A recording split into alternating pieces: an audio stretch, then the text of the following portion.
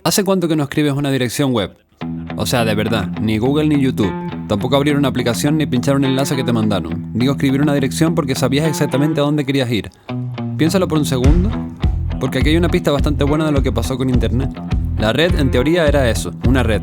Páginas conectadas entre sí, saltabas de una a otra, entrabas, salías, te perdías, volvías, pero poco a poco eso dejó de sentirse así.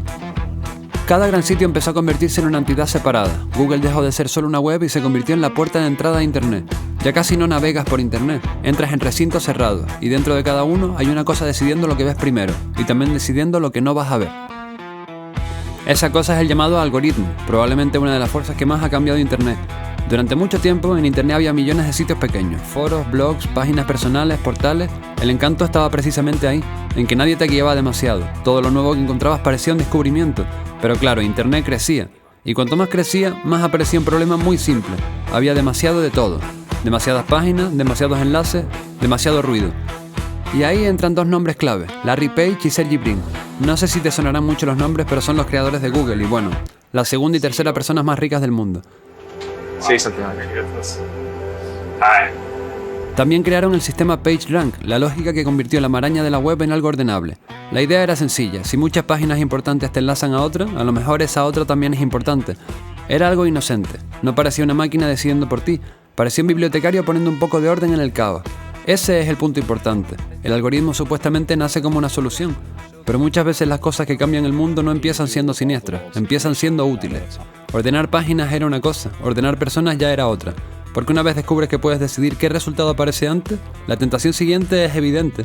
Y si también decides qué publicación aparece antes, qué vídeo, qué noticia, y ahí es donde Internet da un giro enorme.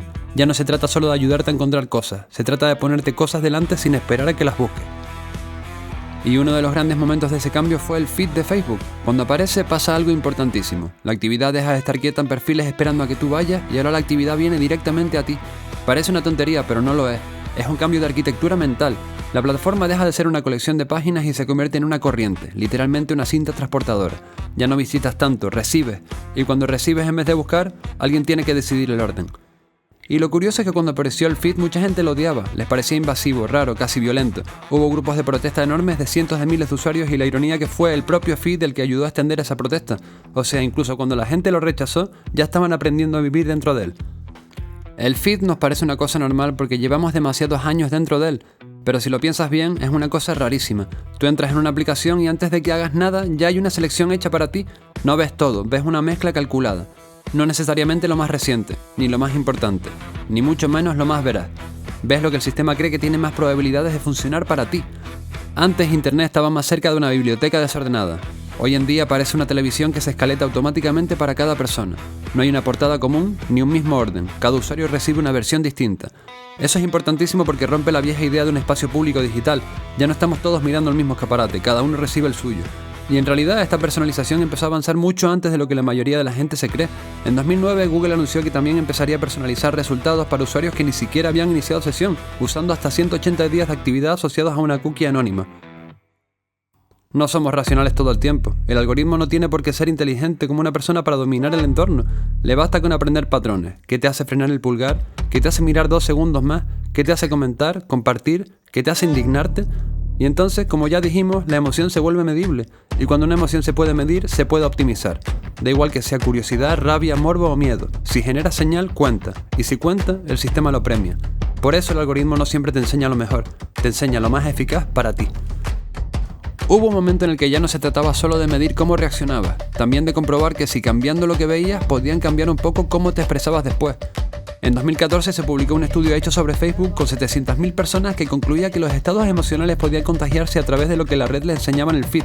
Es decir, el algoritmo no solo refleja comportamiento, también puede empujarlo. Y aquí aparece de nuevo una figura importante de esta historia, Mark Zuckerberg. Porque una cosa es ordenar lo que ocurre dentro de una plataforma, y otra mucho más ambiciosa es entender que el comportamiento humano entero puede convertirse en datos. En otro vídeo ya vimos que Facebook Beacon tiraba hacia ahí. Tus intereses, tu atención, tus movimientos, todo eso podía convertirse en materia prima del negocio. Internet como tal no desapareció, pero quedó tapado por otra capa, una capa hecha de grandes plataformas. Antes una página era un punto dentro de la red, ahora una plataforma es prácticamente una red dentro de la propia red. Cada una se aisló un poco del resto y se convirtió en su propio universo, con sus reglas, su cultura, su formato y su forma de castigarte o premiarte. Cuando la distribución depende de una máquina, la gente empieza a conocer y a estudiar a esa máquina. Y ahí aparece otro tipo de personalidad importante en esta historia. Ya no solo son ingenieros o ejecutivos, también aparecen creadores que aprenden a leer el sistema. Miniaturas, títulos, ritmo, duración, picos de retención. Ya vimos lo que ocurre cuando esto se lleva al límite con Ice Poseidon, porque cuando el sistema premia intensidad, la intensidad deja de ser un accidente y se convierte en estrategia. El problema en definitiva es que si cada persona recibe un feed distinto, una priorización distinta y una intensidad distinta, entonces no vivimos exactamente en el mismo espacio informativo. No solo cambia lo que vemos, cambia el mundo que creemos habitar. Una persona abre su móvil y entra en una realidad donde parece que todo es crisis. Otro abre el suyo y entra en una donde todo parece un espectáculo. Todas creen estar viviendo el mismo internet, el mismo eco de la vida real.